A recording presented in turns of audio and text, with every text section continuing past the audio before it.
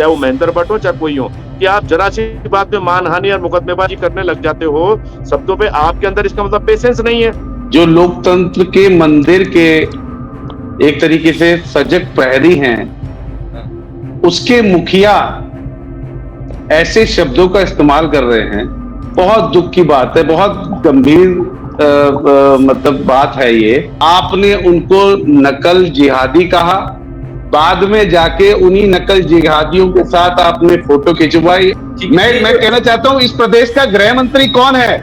उस गृह मंत्री को लानत है, इस पर मैं लानत भेजता हूं कि अर्बन नक्सल तुम्हारे प्रदेश में घूम रहे हैं, माओवादी तुम्हारे प्रदेश में घूम रहे हैं, जिहादी तुम्हारे प्रदेश में घूम रहे हैं, और तुम वहां बैठ के वहां पर क्या सितार बजा रहे हो? अर्बन नक्सली क्या हुआ? पहली बात तो ये है कि नक्सल केवल एक दो जगह है जिसमें गृह मंत्री ने एक शपथ सी ली हुई है, और वो बहुत अच्छी बात है कि जिस तरीके से मैं देख रहा हूँ कि लगातार उसमें प्रगति हो रही है। तो क्या हमारा प्रदेश इतने सालों में हम क्या गलत दिशा में चले गए कि उधर तो सरेंडर हो रहे हैं नक्सली? लेकिन आज आप इसको राजनीति करेंगे और उनको आप राजनीति का प्रयोग करेंगे, वहां में आपने प्रयोग करेंगे, गजब है, शर्म आनी चाहिए। अच्छा, इसका मतलब आप मानते हैं कि अर्बन नक्सल यहाँ पर है, उत्तराखंड में है, आप मान रहे हैं ना, स्वीकार कर रहे हैं?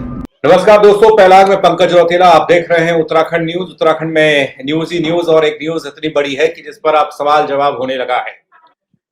उत्तराखंड की राजनीति में अर्बन नक्सल गैंग की एंट्री हो गई। उस एंट्री के बाद विपक्ष भी अब सवाल कर रहा है। मुख्यमंत्री पुष्कर सिंह धामी ने दरअसल एक बयान दिया था एक मंच के जरिए, उसके बाद सार्वजनिक मंच से ऐसा कहना, बड़ा बयान देना, अब सवालों के घेरे में है कि ये कैसे प्रदेश में अर्बन नक्सली वाला शब्द आ गया, या नक्सली आ गए। वो कहते हैं कि प्रधानमंत्री नरेंद्र मोदी के नेतृत्व में देश तेजी से विकास कर रहा है, विकास के रास्ते पर आगे बढ़ रहा है, और अर्बन नक्सल गैंग के लोग प्रदेश में जिहादी मानसिकता का माहौल बनाने की कोशिश कर रहे हैं। किसको लेकर कह रहे हैं, ये बीजेपी वाले बताएंगे। मुख्यमंत्री ने साफ कहा कि सरकार ऐसे लोगों के मंसूबों को कभी कामयाब नहीं होने देगी, उनके खिलाफ कार्रवाई होगी, चाहे उसके पीछे कुछ भी करना पड़े। पहले ये बयान आए, फिर उसके बाद कांग्रेस का रिएक्शन भी आया है, लेकिन ये सब क्यों हो रहा है, ये जानने और परखने की कोशिश हम करेंगे। हमारे साथ मेहमान भी जुड़ेंगे, उनसे भी आपको मिलाऊं और इस पर चर्चा करें कि प्रदेश के शांत वातावरण को कौन खराब करना चाहता है। हमारे साथ पंकज क्षेत्री कांग्रेस से हैं, हमारे साथ सतीश चंद बीजेपी से हैं, प्रदीप उक्रेती भाई हमारे साथ आंदोलनकारी वरिष्ठ हमारे। आप सभी का स्वागत है। पहले बयान सुन लेते हैं एक एक करके, फिर उसके बाद इस नई बहस, जो नए शब्द गढ़े जा रहे हैं प्रदीप जी प्रदेश में, उस पर बात करेंगे। युवाओं के भविष्य की रक्षा के लिए प्रतिबद्ध होकर और संकल्पित होकर कार्य कर रही है, और मैं इस अवसर पर उस अर्बन नक्सल गैंग को भी चेता देना चाहता हूं, जो आदरणीय प्रधानमंत्री जी के नेतृत्व में हमारी सरकार के द्वारा विभिन्न जनहितकारी निर्णय लिए जा रहे हैं, उनके खिलाफ राज्य में जिहादी मानसिकता को पनपाने का प्रयास किया जा रहा है, प्रयास कर रहे हैं। पर मैं आज इस मंच से यह बात स्पष्ट कर देना चाहता हूं कि देवभूमि उत्तराखंड में इन षड्यंत्रकारियों के मंसूबे किसी भी कीमत पर हम सफल नहीं होने देंगे, चाहे इसके लिए मुझे कुछ करना पड़े, हम सब लोगों को कुछ करना पड़े। आप सबका सहयोग लेकर हम उसको आगे बढ़ाएं। अर्बन नक्सली कहा, और बाद में सरकार उनके सामने झुक जाती है। तो ना तो अर्बन नक्सली थे, वो बेरोजगार साथी थे, और जब परीक्षाएं आहूत की गई तो पर्चा लीक हुआ, उन्होंने उसके खिलाफ संघर्ष करने का काम किया, सड़क पर उतरने का काम किया, उनको सभी लोगों ने अपना समर्थन देने का काम किया। तो जब सब लोगों ने समर्थन दिया तो फिर सरकार को बेवकूफ बनाना पड़ा। तो कहाँ गया अर्बन नक्सल? बताए ना, चाहे भाजपा के प्रदेश अध्यक्ष बोल रहे हो, चाहे प्रदेश के मुख्यमंत्री बोल रहे हो, बताए ना कहाँ गया अर्बन नक्सल? ये बातों से ध्यान हटाने के लिए इस तरीके की बात भारतीय जनता पार्टी और सत्ता में बैठे लोग करते रहते। आपको क्या लगता है, तो क्या वाकई में ध्यान भटकाने की कोशिश है, या फिर कुछ प्रदेश में इस तरह का षड्यंत्र हो रहा है, इस तरह की चीजें हो रही हैं, जानने की कोशिश हम करेंगे इस चर्चा के जरिए। सतीश जी बीजेपी से हमारे साथ हैं हमारे भाई।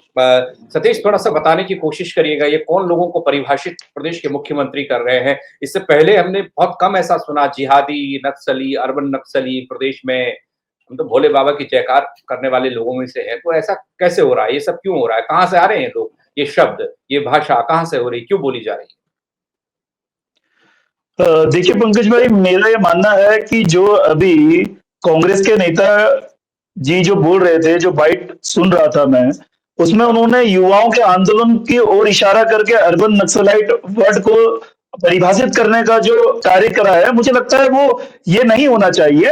देखिए, अर्बन नक्सलाइट का मतलब यह है कि जो धार्मिक और सांस्कृतिक और विध्वंसकारी जो गतिविधियां हैं, उसके संदर्भ में माननीय मुख्यमंत्री जी ने बोला, चाहे वो अवैध मजारे हों, अवैध मदरसे हों, उनको लेके जब सरकार ने कार्य करने की कोशिश करी, जब सरकार उस लेवल पे कार्य कर रही थी, तो उसके बचाव में जो लोग आए, जो लोग अपनी मानसिकता उस बचाव में लेके आए थे, उस ओर इंगित करने का है। डेमोग्राफी को लेके है, जब सरकार डेमोग्राफी को लेकर कार्य कर रही है, तो डेमोग्राफी यहाँ पे जो मुस्लिम जो लोग हैं, वो लोग यहाँ बस रहे हैं, उनके परिप्रेक्ष्य में सरकार चिंतित है।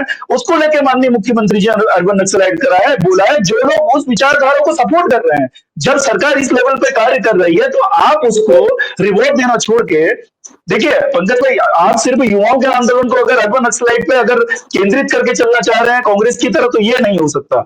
ये कांग्रेस के लिए ना सतीश भाई, उनके लिए जिहादी वाला शब्द है, वो दूसरा है। नहीं पंकज भाई, देखिए, युवाओं के आंदोलन में भी जब भगवा को गाली दी गई, जब वहां पे धर्म विरोधी नारे लगे, तब वहां पे जिहादी शब्द का यूज करा गया था। युवाओं के अगर आंदोलन को पूरे के पूरे आंदोलन को जिहादी बोलेंगे, तो हमारे माननीय मुख्यमंत्री जाते क्यों वहां पे? उनके आंदोलन में माननीय मुख्यमंत्री क्यों जाते? माननीय मुख्यमंत्री नहीं जाते, और ना बेरोजगार संघ के युवा फिर माननीय मुख्यमंत्री का अभिवादन करने आते। तो देखिए, ये चीजें बिल्कुल कांग्रेस अलग वे में लेके जाना चाह रही है। जहां तक मुझे ज्ञात हो रहा है और जहां तक मैं समझ रहा हूं, और यहाँ पे भी बुद्धिजीवी जो बैठे हुए हैं, और वो भी इस चीज को समझेंगे कि जो अर्बन नक्सलाइट जो शब्द यहाँ पे यूज करा गया है, माननीय मुख्यमंत्री जो यूज कर रहे हैं, कि जो हमारी सरकार द्वारा जो कार्य करे जा रहे हैं, जो अवैध मजारों के लिए करे जा रहे हैं, अवैध मदरसों को हटाने के लिए करे जा रहे हैं, इन सब डेमोग्राफी को सही करने के लिए करे जा रहे हैं, तो इसको लेके ही कहीं ना कहीं अर्बन नक्सलाइट वर्ड का यूज करा गया है। जी, पंकज क्षेत्रीय, आप क्या कहेंगे? आपकी पैरवी। देखिए जी, ये बड़े दुर्भाग्य की बात है। हाँ। एक शीर्ष पद पर बैठे हुए, सर्वोच्च पद पर बैठे हुए प्रदेश के, जो लोकतंत्र के मंदिर के एक तरीके से सजग प्रहरी हैं, उसके मुखिया ऐसे शब्दों का इस्तेमाल कर रहे हैं। बहुत दुख की बात है, बहुत गंभीर मतलब बात है ये। और आप समझिए कि किस प्रकार से नैतिक पतन हो गया है। बिल्कुल नैतिकता एक बिल्कुल तार तार कर दी है मुख्यमंत्री जी ने। ये किसको कह रहे हैं? किसको? पहले भी इन्होंने पहाड़ के जो बच्चे, उत्तराखंड वासियों के, जिनमें फौजियों के भी अधिकतर बच्चे थे, जो सड़क पर बैठकर जिन्होंने 10 दिन तक आंदोलन किया, आपने उनको नकल जिहादी कहा। बाद में जाके उन्हीं नकल जिहादियों के साथ आपने फोटो खिंचवाई और बाद में उन्हीं से ही पुष्प गुच्छ ले लिए। जी। फिर आपने, ये अभी की मानसिकता नहीं है, आप ये समझिए, जोशीमठ में भी जब जोशीमठ दरक रहा था, तो जोशीमठ में जो इंसाफ मांग रहे थे, घरों जिनके घर दरके थे, जिनके घर वहां पर दरारें आ गई थी, जो रातों रात सड़क पर आ गए थे, जो रिलीफ कैंप में रह रहे थे 10-10, 15-15 दिन तक लगातार रहे, शासन प्रशासन सुध लेने नहीं गया। जब उनके समर्थन में लोग उतरे, विरोध करने लगे, तो यही इन्हीं के प्रदेश अध्यक्ष जी थे जिन्होंने कहा था तो माओवादी आ गए हैं। जी। अब आपके फिर अब मुख्यमंत्री जी ने कहा कि ये नकल जिहादी बैठे हैं। अब वो कहने लगे कि ये अर्बन नक्सल है। मुख्यमंत्री जी इतना कुंठित हैं, इतना इंफीरियर हैं, मतलब इतना उनको अपनी कुर्सी जाने का खतरा है कि रोज कुछ नए शब्द गढ़ के और इनडायरेक्टली पता नहीं किसको संदेश देना चाहते हैं। मैं कहना चाहता हूं, इस प्रदेश का गृह मंत्री कौन है? उस गृह मंत्री को लानत है, इस पर मैं लानत भेजता हूं कि अर्बन नक्सल तुम्हारे प्रदेश में घूम रहे हैं, माओवादी तुम्हारे प्रदेश में घूम रहे हैं, जिहादी तुम्हारे प्रदेश में घूम रहे हैं, और तुम वहां बैठ के वहां पर क्या सितार बजा रहे हो? गृह मंत्री को तत्काल इस्तीफा देना चाहिए। कौन है इस प्रदेश का गृह मंत्री? सब मंत्री कौन का है? एक मंत्री है भाई साहब। कौन है इस प्रदेश का गृह मंत्री? जवाब दीजिए प्रदीप जी, ये किसको संदर्भित किया गया? भाई साहब। ये संख्या ये क्या है किसको? मतलब, क्या मजाक बना दिया है ये? हाँ, वैसे तो वन मैन आर्मी है, जिसको भी बोलोगे मंत्री एक ही निकलेगा। वन मैन आर्मी है, जिसको भी बोलोगे मंत्री एक ही निकलेगा। और फिर भी मैं कहता हूं कि मैं गृह मंत्री का इस्तीफा मांगता हूं। मैं देख रहा था प्रदीप जी, हमारे एक साथी पत्रकार, उस पत्रकार की एआई वीडियो एक संचालित हो रही है पूरा, उसमें प्रदेश भर में वो सोशल मीडिया पर ना, उसने कुछ सवाल पूछ लिया था वो विज्ञापन को लेकर, और उसके बाद तमाम तरह की चीजें। लेकिन मैं इस अर्बन नक्सल वाले को समझना चाहूंगा। कल को तो आंदोलनकारियों को भी कह दिया जाएगा कि वहीं से फंडिंग हो रही है, इनको प्रदीप बोल दिया गया है। देखिए पंकज जी, मतलब सवाल ये खड़ा होता है कि माननीय मुख्यमंत्री ने किस परिप्रेक्ष्य में इस शब्द का जो है उच्चारण किया। चाहे वो पहले जिहाद शब्द के लिए किया, उस समय तो ये हुआ कि लोगों ने उसको राजनीतिक तौर पे समझने की कोशिश करी थी कि खालिद है तो शायद हिंदू और मुस्लिम करके, या जिस परिप्रेक्ष्य में भी लोगों ने समझा और उसको बांटने का प्रयास करा, या लोगों ने उस तरह से समझा। लेकिन माननीय जी, मुख्यमंत्री को मैं स्वयं इस बात को कह रहा हूं कि जिस प्रकार से उनकी एक्टिवनेस है, जो उनकी राजनीतिक क्षमताओं का जिस प्रकार से वो अपना सदुपयोग कर रहे हैं, दिखा रहे हैं, या हर जगह जा रहे हैं, जब वो पूरे 11-12 मंत्रियों का काम अकेले कर रहे हैं, इन सब चीजों को देखते हुए ये छोटे-छोटे शब्दों का मैं बार-बार लिख रहा हूँ, मैंने अपनी फेसबुक पे लिखा है कई बार। तो मुझे ये भी लग रहा है कहीं मुझे धामी जी मुझे बुला ना लें, यार बता तू कहना क्या चाह रहा है? कि मैंने बार-बार ये कहा कि आप अपने सलाहकार बदलिए। सलाहकार इसलिए बदलिए क्योंकि वो हमारे मुख्यमंत्री हैं, प्रदेश के मुख्यमंत्री हैं, सत्ता के हैं, विपक्ष के हैं, सबके हैं। लेकिन दुःख इस बात का होता है कि जब इस तरह के शब्द आ जाते हैं, अर्बन नक्सली क्या हुआ? पहली बात तो ये है कि नक्सल केवल 1-2 जगह है, जिसमें गृह मंत्री ने एक शपथ सी ली हुई है, और वो बहुत अच्छी बात है कि जिस तरीके से मैं देख रहा हूँ कि लगातार उसमें प्रगति हो रही है। तो क्या हमारा प्रदेश इतने सालों में हम क्या गलत दिशा में चले गए कि उधर तो सरेंडर हो रहे हैं नक्सली, और इधर हमारे यहाँ इस तरह का उच्चारण करके हमारे ऊपर, हमारी जनता के ऊपर, अब वो कोई भी है, या तो माननीय मुख्यमंत्री नाम लें उस संस्था का, उस संगठन का, उस व्यक्ति का। तो माननीय मुख्यमंत्री से मुझे ये अपेक्षा नहीं थी। कौन ये भाषण उन्हें लिख के दे रहा है? इस बात को लेके मैं सतीश भाई से निवेदन करूंगा कि देखिए, आप उनको अगर अच्छी चीजें देंगे तो धामी जी को ये लगेगा कि मेरी पार्टी में कुछ अच्छे लोग सलाह, हम यहाँ डिस्कस इसीलिए कर रहे हैं। और रही बात जैसे अभी पत्रकार वाली बात थी, मैं कोटियाल जी की भी बात करना चाह रहा हूँ, और भी कई पत्रकार हैं। मोदी जी, मैं देखो कई मामलों में मैं मोदी जी की इस बात की तारीफ करता हूँ, क्योंकि जैसे मैंने यहाँ देखा कि जरा सी बात में यहाँ मुकदमा दर्ज हुआ था हमारे प्रदेश के अंदर।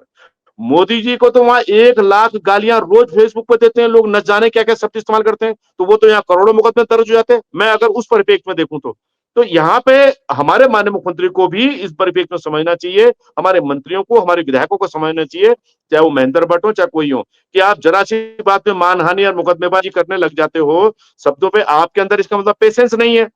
तो ऐसे ही जी, माननीय मुख्यमंत्री से मेरी अपील है, सतीश भाई आप मेरी बात को एक सुझाव के रूप में और एक अच्छे कार्यकर्ता के रूप में, प्रवक्ता के रूप में आप वहां दीजिए कि शब्दों का चयन एक बार, कोई फिल्टरेशन, और कोई बहुत बड़ी बात नहीं है, अधिकारियों में फेरबदल होता रहता है। हमने जनरल खंडूरी ने, हमारी कोई औकात नहीं है, लेकिन जनरल खंडूरी जब सीएम बने थे, मुझे फक्र है कि उनकी कंसल्टेंसी टीम ने मेरे से सुझाव मांगे, जब उनका 3 महीने का कार्यकाल था, और मैंने उन्हें कम से कम पौन घंटे की रिकॉर्डिंग और कई पॉइंट्स उनको लिख के दिए थे।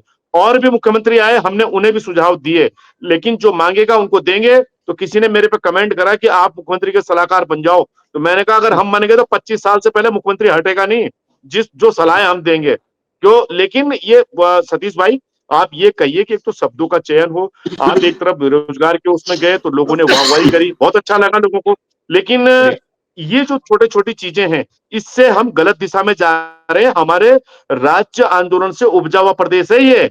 हम उस जी, समय, किसी ने ये कहा था कि दिल्ली दूर पेचिंग नजदीक, उसमें भी राज्य आंदोलनकारियों ने जोर से वहां पे हिमाकत करी कि भाई ये शब्द यहाँ नहीं चलेगा, हम गांधीवादी तरीके से इंद्रमणि बडोनी जी के चलने वाले लोग हैं। तो मतलब इतनी बड़े अगर हमारे ऊपर, तो सर में हमारे लिए अगर हम ये शब्द सुन रहे हैं। लेकिन इसमें मेरी सलाह है कि या तो वो संगठन का जिक्र करें, उन व्यक्ति का जिक्र करें, और हम स्वयं जिला प्रशासन से लेके शासन को और सरकार को इस तरह का सहयोग देते हैं, चाहे भाजपा रही हो, कांग्रेस रही हो, कि जो राज्य में अस्थिरता फैलाने का काम करते हैं, माहौल खराब करते हैं, क्रिटिसिज्म को छोड़ के, क्रिटिसिज्म हमारा अधिकार है, क्रिटिसिज्म हमारा अधिकार है। अभी बीच में किसी समाचार पत्र को लेके मेरे को शिकायत थी, मैंने खुले सोशल उस पर डाल दिया। अगर आप पंकज जी, अगर कोई चीज अगर आपकी होगी तो मैं लिखूंगा, मैं बोलूंगा, तो वो आपको उसमें दुरुस्त करना पड़ेगा ना, तो तभी तो मजा है। ये पंकज भाई दोनों जो है इस बात को लेके छेत्री जी को पता है ये, तो कई चीजें ऐसा नहीं है कि बिल्कुल हर चीज बिल्कुल। हम मीठी मीठी गोलियां देते रहेंगे।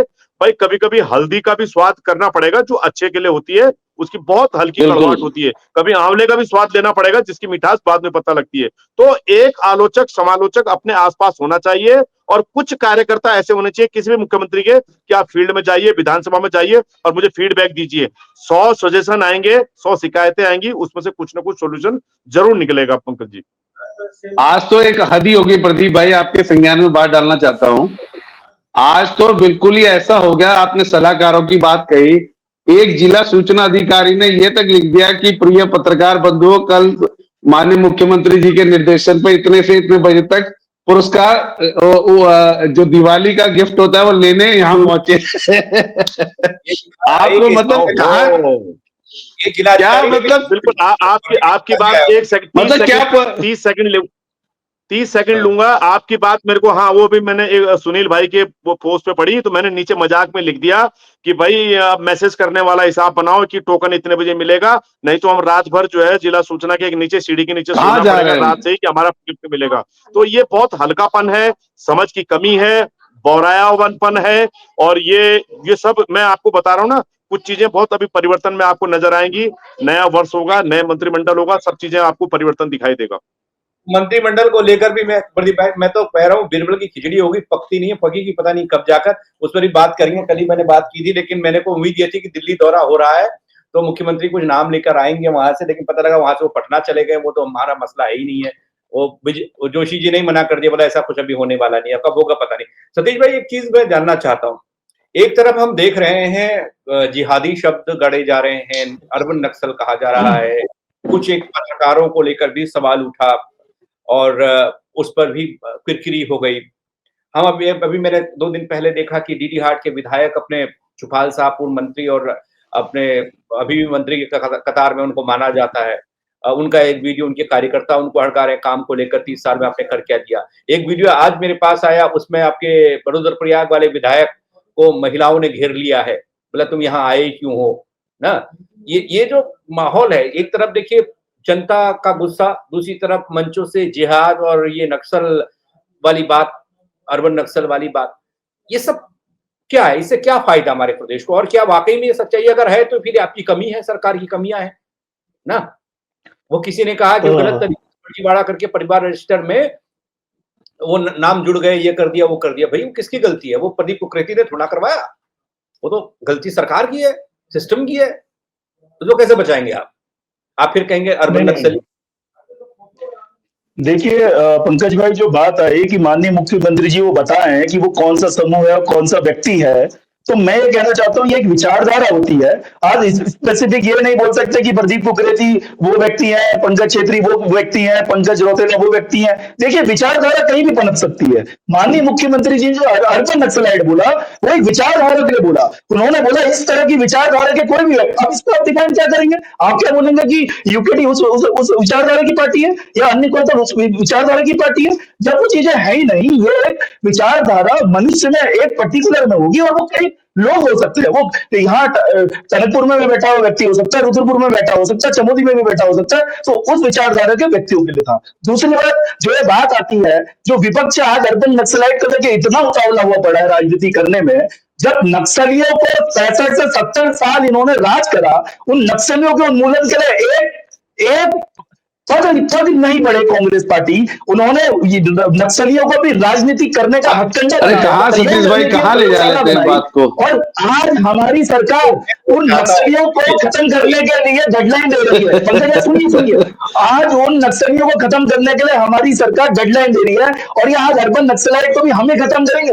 पंकज भाई मैं आपको बता रहा हूँ, तो आज आप नक्सलाइट, अर्बन नक्सलाइट से दिक्कत हो रही है। आप मानते हैं, जिन्होंने आप मानते हैं झारखंड में, छत्तीसगढ़ में जो नक्सली थे हैं, उन लोगों का भी अगर उन्मूलन का आपने कार्य करा होता तो आज मैं आपकी इस बात को अप्रिशिएट करता। लेकिन आज आप इसको राजनीति करेंगे और उनको आप राजनीति के लिए प्रयोग करेंगे। वहां भी आपने प्रयोग करेंगे, गजब हम भी है, आप अपन नक्सलाइट वर्ड को प्रयोग गजब कर रहे है, हैं। शर्म आनी चाहिए गजब है, कांग्रेस को गजब। पहले तो। अच्छा, इसका मतलब आप मानते हैं कि अर्बन नक्सल यहाँ पर है, उत्तराखंड में है, आप मान रहे हैं ना, स्वीकार कर रहे हैं? देखिए, जो अवैध मजारों के साथ में विचारधारा के रूप में खड़े हैं, नहीं, वो तो अवैध जिहादी, मदरसों के वो साथ जिहादी खड़े हैं, आप 28 वो जो जिहादी हैं। डेमोग्राफी चेंज हुई है उसके लिए आप सच भूल बोलिए। रहे हैं, आपकी आप पार्टी भूल का रहे नाम लीजिए, हैं सतीश जी, 28 गांवों में जो वो डेमोग्राफी चेंज जिहादी हुई है उसके मेरे लिए सच भाई, बोलिए। आप एक सच बोलिए, डेमोग्राफी जो चेंज हुई उसके लिए सच बोलिए। आप वो जिहादी है। जिहादी है। आप गलत, जिहादी है वो? आप गलत, कौन से जाति है आप गलत बोलिए? ले जा रहे हैं। कौन से आप, मैं जाति अभी है तो, बोलिए? अब मैं जिहादी पे भी आप आऊंगा, किस पर तरह की अभी बातें कर रहे हैं? आप स्वीकार करते हैं कि अर्बन नक्सल है? आपके नेताओं को अगर पता चल गया कि इन्होंने अरे पंकज छेत्री जी ने चैनल में आकर डिबेट में जिहादी बोलते, कहीं आपको ही ना हटाते। जिहादी का वर्ड तो आपकी पार्टी अरे उसको परिभाषित करते हैं, वो क्रांति है। अरे आप उसकी क्रांति चिंता जो मत बोलती है करिए, जिहादी, तो जिहादी आप शब्द उसकी को चिंता आपकी मत पार्टी करिए। परिभाषित करती है कि वो क्रांति है। तो बताइए कौन सी क्रांति है जिहादी? आप अच्छा, क्यों सतीश जिहादी भाई, बोल रहे एक थे बात का उनको? जवाब दीजिएगा। चलिए, अब हम तीनों आप देखिए, मानते हैं अर्बन आप नक्सल है बताइए उत्तराखंड जिहादी, में? जिहादी शब्द को पहले परिभाषित करिए। आप, आपकी चलिए, पार्टी जो बोलती है और आप क्या बोलते हैं, आप बताइए लोग पहले। करिए ना, जो बोल रहा है वो करेगा। मैं तो सीधी सी बात है, जो कहाँ ले जा लेते हैं बातों को? वो पॉइंट आउट करेगा, वो बताएगा कि प्रदेश में हो रहा है तो ऐसा क्यों हो रहा है। सही बात तो ये है। अगर आप मुद्दों को देखिए, मैं ये सवाल इसलिए कर रहा हूं, पुष्कर सिंह धामी की प्रदेश में मुख्यमंत्री की कुर्सी पर ताजपोशी, उस दौर को देख लीजिए, प्रदीप भाई बढ़िया बता पाएंगे मेरे से भी ना। पुष्कर सिंह धामी का लहजा और लैंग्वेज और तमाम तरह की चीजें, उनकी छवि ऐसी नहीं देखी हमने। लेकिन आज ऐसी क्या वजह हो गई, ऐसी क्या मजबूरी आन पड़ी कि इस तरह की भाषा का इस्तेमाल हो रहा है? और क्यों ऐसे सवाल उठने लग गए कि जिनका सर ना पैर, और आप ऐसी चीजों पर बात कर रहे हो? हमें तो ये लगा था कि अब आपका कार्यकाल पूरा हो रहा है, तो बात अब उन टारगेट्स पर, उन लक्ष्यों पर होनी चाहिए। जैसे कि वो डीडी हाट में पूछा चौपाल साहब से, आपकी 30 साल की उपलब्धियां क्या हैं ना? उन्होंने बताया सड़क मेरी उपलब्धि है। उन्होंने कहा सड़क मेरी उपलब्धि। कार्यकर्ता उनसे बोल रहा है सड़क कौन सी उपलब्धि में आ जाता है? सड़क तो हर जगह बननी है देश में। कोई ऐसी उपलब्धि बनाओ जो बताओ जो अलग आपने किया हो ना। वो उपलब्धियों का बात जिक्र होना चाहिए। लेकिन हम तो नक्सल जिहाद में उलझे। क्यों सतीश भाई, ऐसी क्या मजबूरी है?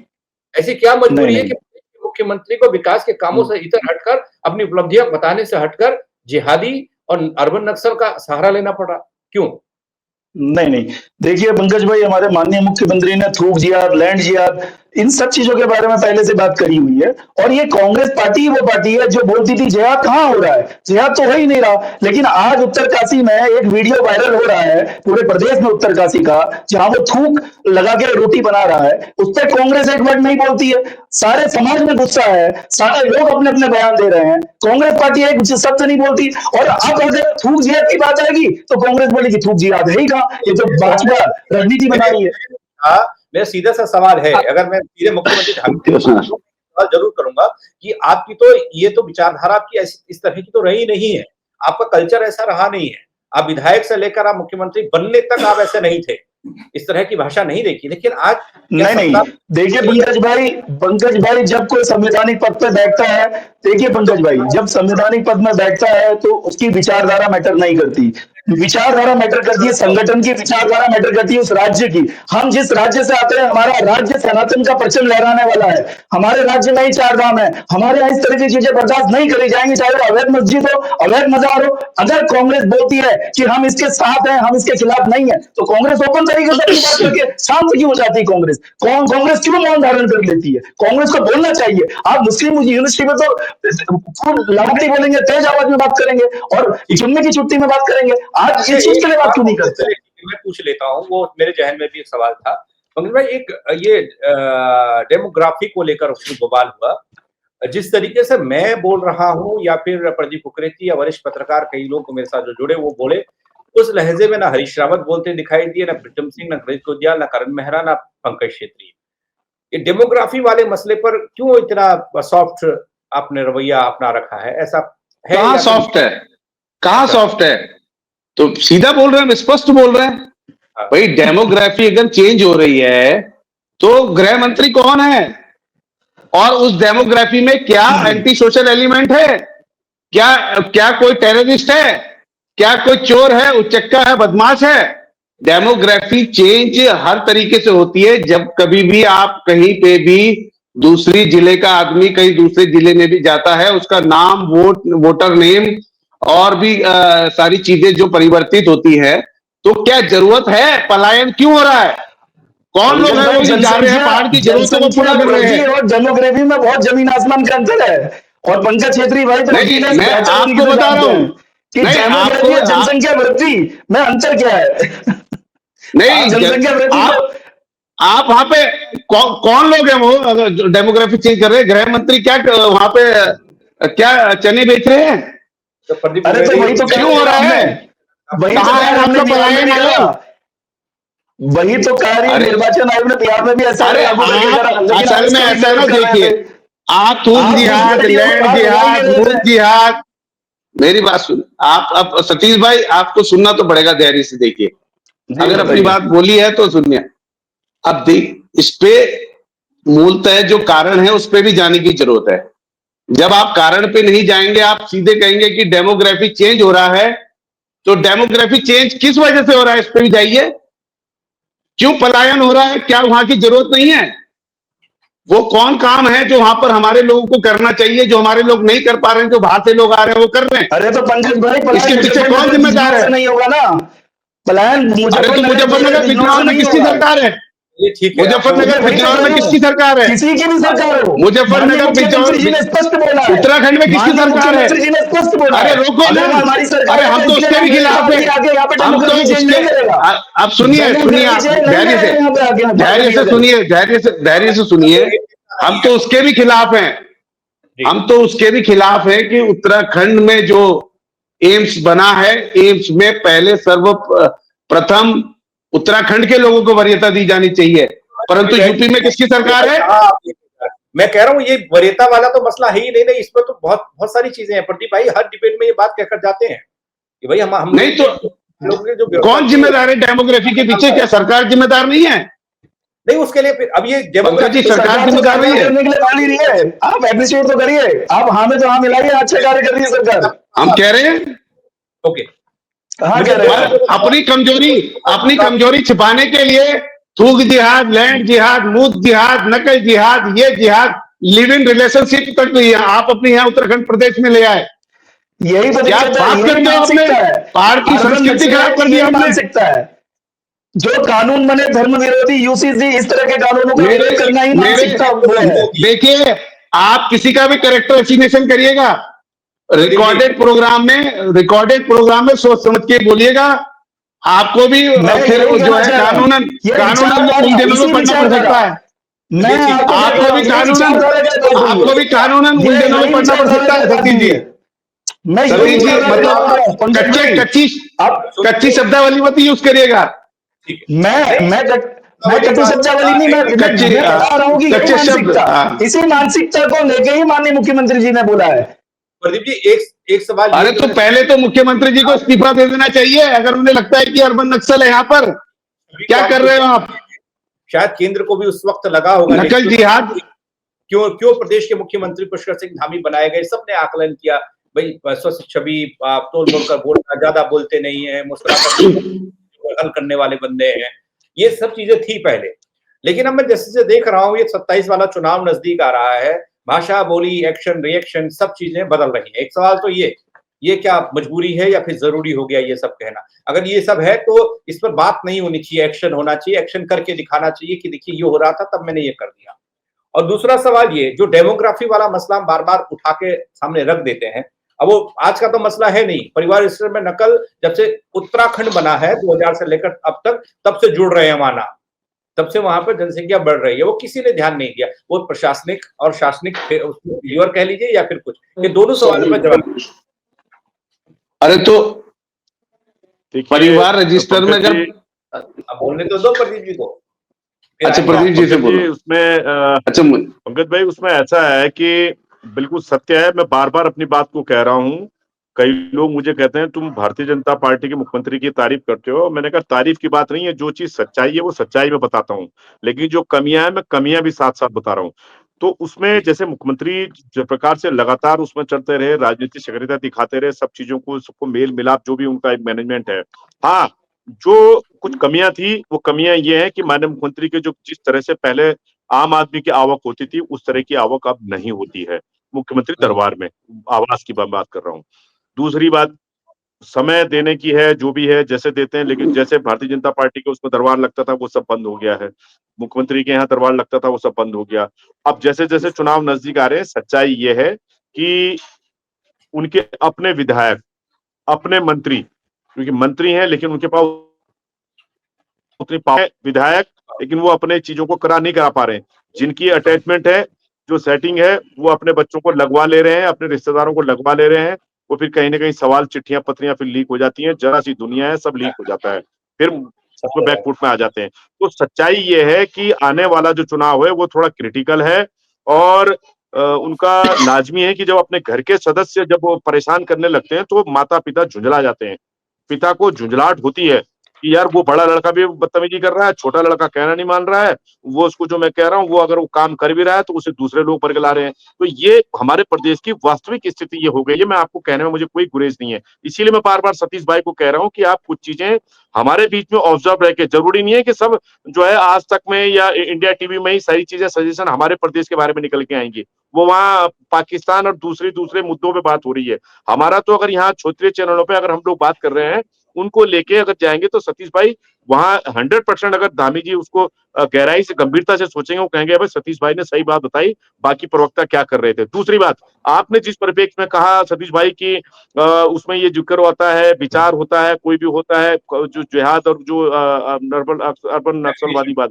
मैं ये कह रहा हूँ कि ये सब जो मुद्दे होते हैं ना, उसमें अगर मुख्यमंत्री से कोई ऐसा साक्षात्कार चल रहा है, अगर कोई वार्ता चल रही है, तो उस बेरा में ये बात रखी जा सकती है। अगर आप सार्वजनिक उसमें मुद्दा कुछ और है, शादी में हम गए हुए हैं, वहाँ हम कुछ दूसरी चीज़ की बात करते हैं, लड़ाई में हम कथा की बात करते हैं, तो या तो आप एग्ज़ाम्पल पुट करिए।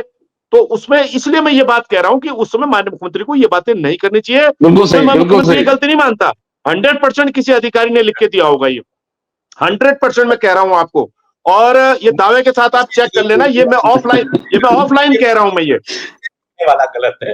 नहीं, नहीं, वो अपने आप में बड़े बड़े वो बिल्कुल अच्छे वक्ता हैं, अच्छे वो हैं, लेकिन क्या होता है कि कई जगह भई जो ज़िम्मेदारी होती है, अधिकारी रखे इसीलिए जाते हैं कि पॉइंट टू पॉइंट आप बीच में ये चीज़ें भी आ जाएँगी तो सब हो जाएगा। चाहे वो प्रधानमंत्री हो, मुख्यमंत्री हो, कोई भी हो। लेकिन अगर आप ऑफलाइन पता करेंगे सतीश भाई, आप आने वाले समय में जब भी आप मुझे बताएँगे कि हाँ भाई तू सही कह रहा था या गलत कह रहा था, मुझे ज़रूर बताइएगा। लेकिन मेरी सलाह है इस चैनल के माध्यम से कि आप जनता के साथ संवाद बनाएँ, अच्छे पूरा कैबिनेट को बदलिए, मैं फिर कह रहा हूँ। वो वाली बात का जवाब नहीं दिया प्रदीप जी आपने। मैं उम्मीद लगाए बैठा था कि वो ये अर्बन नक्सल और ये जिहाद वाले शब्दों की जरूरत, क्योंकि अब पुराने जिहाद आमिर जिहाद को के लिए तो मैं कह रहा हूँ, उसका कारण वही है।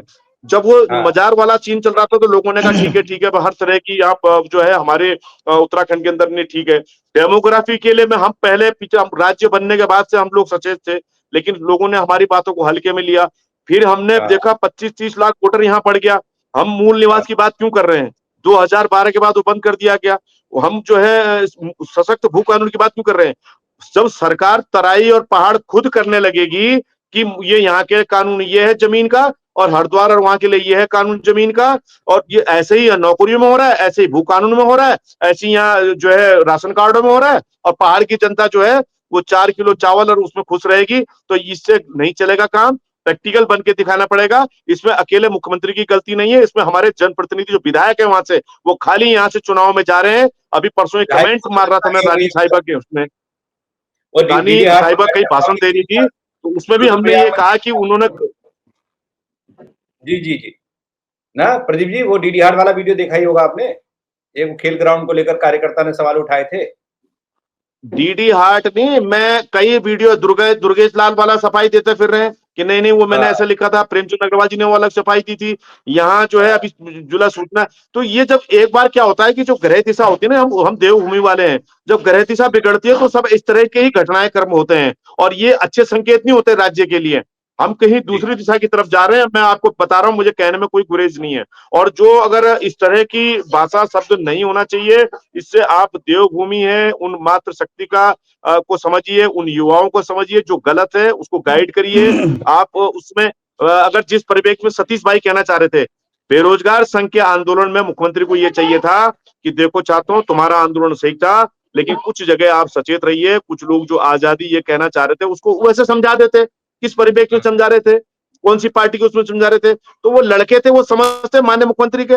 भाई अभी भी तो पोस्टर लगाया है ना लगाने वाले राम कंडवाल ने कि भाई मुख्यमंत्री का धन्यवाद उन्होंने करा, पोस्टर तो उन्होंने लगाया है। लेकिन अगर जब मैंने कहा ना कि जब जो प्रकरण है कथा है तो वहां कथा बताइए भाई। सत्यनारायण की कथा में आप वो नहीं डालेंगे दूसरा यहाँ किसी मोहल्ले का झगड़ा, उसमें कथा के परिप्रेक्ष्य में बताएंगे कि किस क्रम में किस परिप्रेक्ष्य में ये हो रहा है।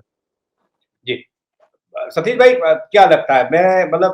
मैं तो चाहता ये था कि अब जैसे चुनावी साल आ रहा है तो हम लोग कुछ अचीवमेंट के साथ जनता के बीच में जाए, हमारी सरकार हमारे सामने कुछ चीजें रखे और उसके बाद हमको लगे कि हाँ, जब से धामी जी बदले या फिर सरकार बदली, बीजेपी की आई पिछले अब 10 साल हो जाएंगे सरकार को, तो इस साल में हमने ये बदलाव देखे हैं। चाहे वो मूल निवास का झगड़ा हो, चाहे वो ये अपना लोग जो कब्जा कर ले रहे हैं, बाहर से आ जा रहे हैं, इसका मसला हो, चाहे वो नौकरियों का मसला हो, चाहे वो रोजगार का मसला हो, इन मसलों पर ठोस कार्रवाई हमने की। इस तरह की तस्वीर होनी चाहिए थी। लेकिन हम क्या देखते हैं? नक्सलवाद, अर्बन नक्सलवाद, जिहाद, मंदिर, मस्जिद, यहाँ पे इतने मंदिर हमारे ऐसी वो है कि इसमें वो ये असर भी नहीं करेगा यहाँ, मतलब इसकी जरूरत नहीं है। सतीश भाई, फिर भी क्यों बोला जाता है? नहीं देखिए पंकज भाई, मैं पहले जो प्रश्न बना मैं उस पर उसका जवाब देता हूँ कि माननीय मुख्यमंत्री जी को क्या निजी तौर पे बोलना चाहिए, क्या पब्लिक तौर पे बोलना चाहिए। देखिए ये सवाल यहीं पे उठा और इसका जवाब देना मुझे बनता है यहाँ पे।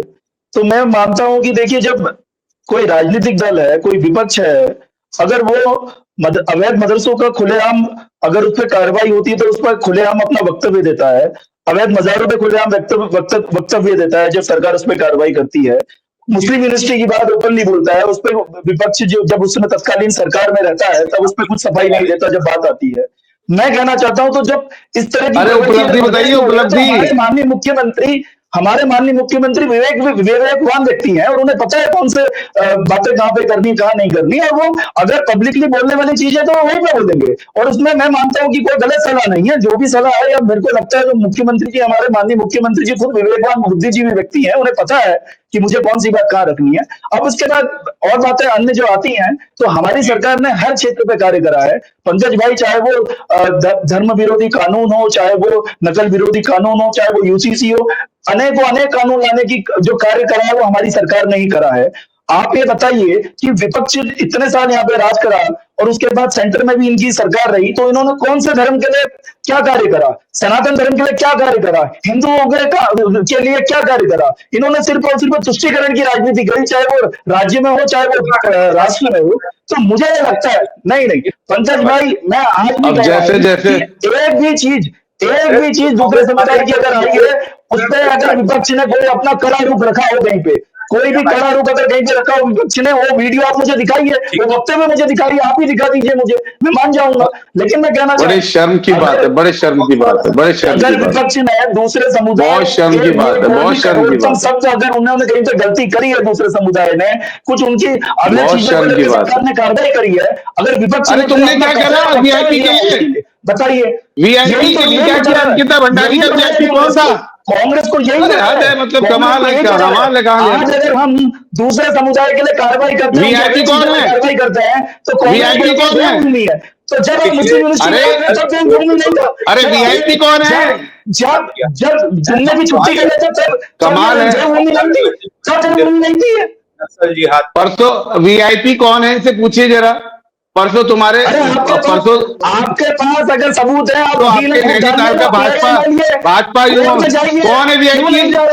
क्यों नहीं जा रहे कोर्ट में जाइए? अरे क्यों नहीं बता रहे तुम? इतना पता है, आपके पास सबूत है, कोर्ट में जाइए। क्यों डर रही है कांग्रेस? अरे हमें कांग्रेस तो सरकार किस लिए है? कोर्ट में जाए, जनता कोर्ट में जाके न्याय मांगे तो कोर्ट में दे देगी। कभी चौकीदार छोड़ बोलो, कभी वोट चोर गद्दी छोड़ बोलो, अरे धरातल के मुद्दे लेके आइए। यहाँ भी अब आपके पास कोई मुद्दे नहीं है, ऐसे कमाल है कार्य कर रही है। आपके पास जितनी सीटें अभी घटना जाएगी, मुझे डर ये है। अभी अभी इनके भाजपा युवा मोर्चा के एक नेता नाबालिग के साथ यौन शोषण के आरोपों में पकड़े गए। उससे पहले अभी वहां क्या हुआ आपने देखा होगा, कुमाऊं में सल्ट में अभी वीआईपी का पता चला नहीं। हाँ, स्थिति बिगड़ है। सारी बातों को, मुद्दों को छुपाने के लिए अब क्या क्या करोगे ये बताइए। अरे तो इन्हीं मुद्दों को 2 लाख का फाइन तो बढ़ा है। वोट चोरी करके बने जहां 2 लाख का, 2 लाख जीत गए, वोट चोरी नहीं हुई। 10 लाख आप जीत गए, वोट चोरी नहीं हुई। कर्नाटक में आप जीत गए, वोट चोरी नहीं हुई। लेकिन अपनी कमियों को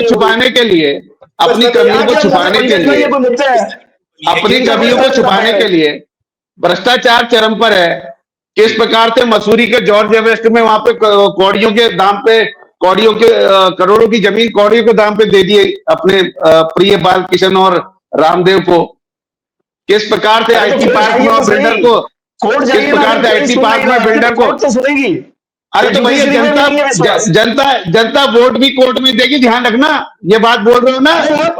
जनता वोट भी कोर्ट में देगी, कोर्ट वालों को देगी। आपको भी किसके लिए है आप लोग? जनता कोर्ट में वोट देना थे, आपको तो नहीं मिलने वाला है इस बात से, ये निश्चित है। अरे हमारी चिंता मत करो, अपने मुख्यमंत्री की कुर्सी बचाओ। इस पर बात अभी जाने वाली है 1 महीने के अंदर पूरा कैबिनेट विस्तार। मैं कह रहा हूँ पूरा मंत्रिमंडल ही साफ हो जाएगा, पूरा सीएम से लेकर नीचे तक। कांग्रेस वाले अगर इतने भविष्य वक्ता होते तो पहले राहुल गांधी के भविष्य के बारे में बताते। नहीं, बता रहे हैं, ध्यान रखिएगा।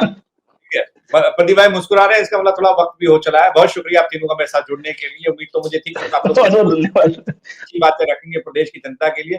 बाकी उलझती हुई चीजें देखने को मिली है, उलझाने वाली चीजें देखने को मिली है। कुछ मंचों से उलझा रहे हैं लोग, कुछ डिबेट्स में भी लोग उलझा ही रहे हैं, ऐसा लग रहा है।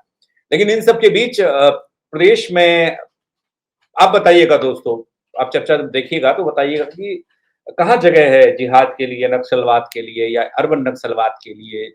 और पिछले 10 सालों के काम को अगर हम एक तरफ रखें, दूसरी तरफ जिहाद और नक्सलवाद वाले बयानों को रखें, तुलनात्मक स्थिति क्या बनती है, बराबर करके क्या निकल कर आता है, वो आप बताइएगा। किस परिप्रेक्ष्य में इस भाषा का इस्तेमाल सार्वजनिक मंचों से और ऐसे मंचों से जहां पर कुछ पूछा नहीं जा रहा, कुछ ऐसी बात है नहीं, वहां पर हो रहा है।